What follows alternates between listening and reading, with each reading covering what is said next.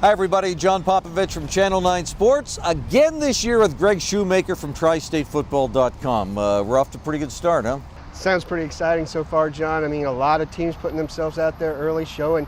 I think there's a lot of teams that have a chance to go deep into the tournament once it starts. This is where you start seeing it, but let's start with two teams you know are always going to be there. St. X and Coleraine going at it this week, and I guess they're both off to a good start, but we're trying to figure out, okay, who's the real heavyweight around here? They're both heavyweights, and this will be the third time they played in the last 14 games, fifth time in the last 2 years. St. X won both games 2 years ago, one in the regular season, one in the playoffs, and Coleraine returned to favor last year, winning in the playoffs and winning in the regular season as well.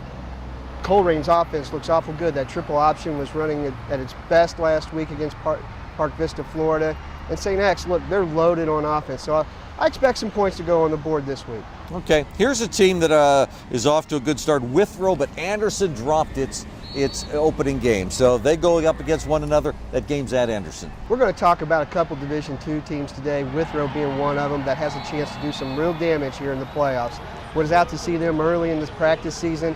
They're loaded with senior talent, and they're also loaded with athletes. And outside of Winton Woods in Division II, I would probably say that's the most athletic team I've seen so far is the Withrow Tigers in Division II. You know, you bring up a good point because the divisions have been reshuffled, and there's some traditionally good teams from Division I that are now Division II, aren't there? And vice versa, going down to Division III, the whole the faltering out and filtering out of those teams. Yeah, I mean, Division II is as deep as it gets. Loveland's one of those teams that moves down, and they play this week and against Lebanon, who stayed in Division I, and they're one of the smallest Division I teams. But Loveland's won 7 of their last 8 games, giving up less than 10 points in 7 of those 8 wins. So I like Loveland a lot this week. A very experienced team. Fred Cranford's got an offense in there that they're running, and the kids are healthy. He's got a very good senior-laden team, and it's going to help them deeper into the season. Okay, Fenwick and Mount Healthy, both 1-0 teams, so they're off to good starts. A real shock last week.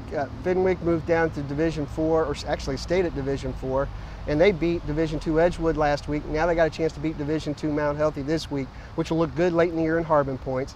But this is a good Mount Healthy team, John. 9 times in their last 12 games, they've held opponents to less than 10 points. Was out there, saw them shut out Anderson last week at the Shakely Center, and they're just fast on defense. They're not big, and they got what I call the parliament. When you have a group of something, and a group of owls is called a parliament. Their backfield has got Tyree Elliott, the Division II Offensive Player of the Year for the Southwest District last year. Right. Sophomore David Montgomery at quarterback, and Javier Pitts at running back.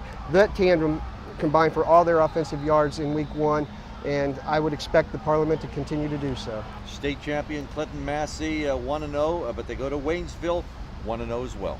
This is always a game that Waynesville circles on their schedule. It's it's a barometer of how good they're going to be throughout the year.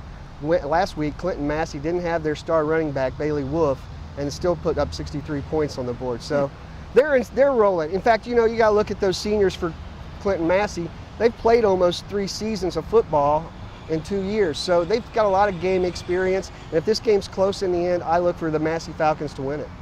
Connor needed only about half to score 42 points last week. They're awfully strong. Simon Kenton comes in there. Both are 2-0.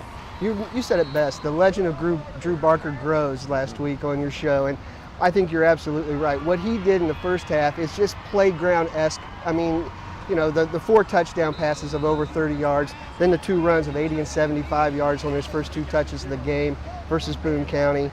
I wasn't expecting that from Connor. I expect a big shootout again this week. Brennan Kuntz is an awful good quarterback at Simon Kenton.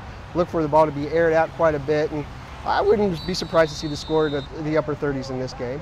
Greg Shoemaker, tristatefootball.com. Go there, and also go to WCPO.com. We'll be there every week.